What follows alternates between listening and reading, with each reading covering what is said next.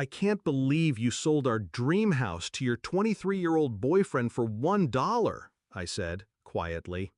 She was stuffing clothes into the Louis Vuitton duffel I bought her last Christmas. Her hands moved quickly, almost giddy. She didn't look up. "You'll never get it back," she replied, zipping the bag.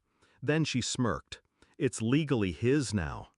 I stood there, calm, still, watching the woman I once built everything for dismantle it piece by piece like it was her birthright.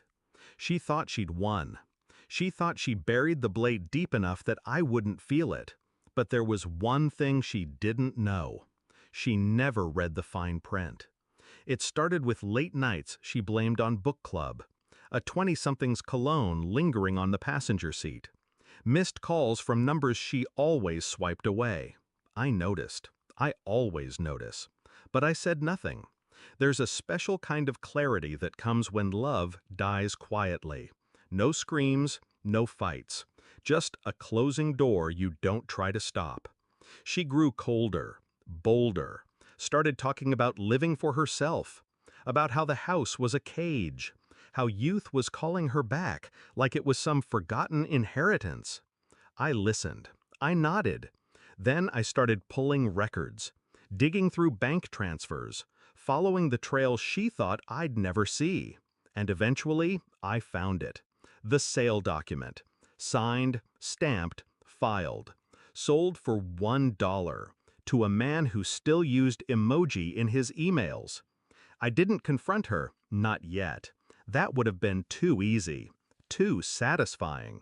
I let her plan the escape, watched as she packed boxes labeled his and hers, watched her throw away framed pictures like they were receipts from a failed store. She told mutual friends I was too old-fashioned, told her sister I lacked ambition. And the house, the one we built from bare land to marble floors, was suddenly hers to give. She had no idea I was watching the paperwork. No idea the deed she signed had a return-to-owner clause embedded deep in the revisions I made months ago, when I still believed we had a future, but feared we didn't. It was buried under a trust update. Legal, binding, airtight. She never read it. She signed on instinct, trusting I'd never turn on her. That was her fatal mistake. The boy, let's call him Cody, showed up at the house 3 days later. He had the swagger of someone who thought he'd won the lottery. Sloppy hair, cheap sunglasses, new money in the form of a second-hand Rolex. "This is my house now," he told the groundskeeper. The staff laughed behind his back. I watched from the study window as he posed for pictures on the porch. He walked through the front door like he owned the place. 2 hours later, he walked back out with a notice from the county. Ownership voided. Contract revoked. Clause enforced. The look on his face? Priceless. The boy didn't even understand what happened. He called her. She called me. She showed up 2 hours later. Hair messy, jacket halfway on, face pale. "You can't do this," she snapped. I didn't stand, just looked up from my coffee. "I didn't. You did. You signed it. That clause, was that even legal?" I sipped. It was in the third addendum, right before the gift tax waiver. She stared. The silence stretched. Then she whispered, "You knew. The whole time?" "I suspected," I said. Her breath caught. "You waited for me to destroy myself?" "No," I said coldly. "I gave you the rope. You tied the knot."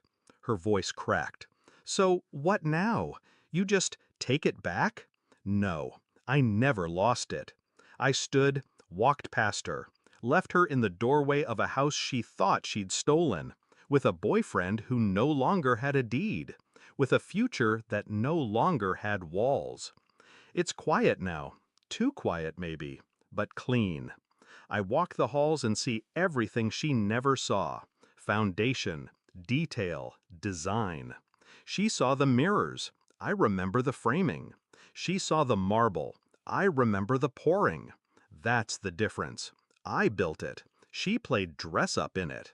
They're gone now. She and her dollar boy, off to some rented condo with no furniture and too many throw pillows. Let her explain to him what went wrong. Let her live with the knowledge that she tried to take everything and ended up with nothing. Not even me.